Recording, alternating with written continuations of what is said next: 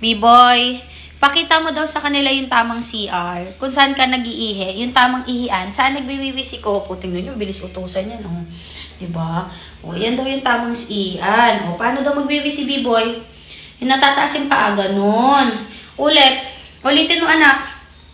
Coco, halika dali, ulitin mo. Yung tumataas daw yung paa. Paano daw nagbibibi si Coco yung tumataas yung paa? Paano nagbibibi? Tumataas yung paa. Oh, ganun daw. Pero wala talaga siyang ihi, guys. Pinakita niya lang kung paano at saan yung tamang ihian. Good job, B-boy. Good job. Galing-galing ni Coco. Tsaka alam nyo guys, kahit ulitin nyo pa yung pagpapaihi sa kanya, gagawin niya talaga yun. Ganun siya kamasunurin. Tingnan nyo ha. B-boy, halika na. Pakita mo daw kung paano nagbibibi si B-boy. Oh, paano daw nagbibibi, diba? Sobrang bait niyong aso na yan. Paano nagbibibi si Coco? Yung natataas yung paa ha. Papakita mo tumataas yung paa mo. Ganon. Kahit wala siyang wiwi, diba? Ganon siya kamasunurin kay mama. Good job, B-boy ko.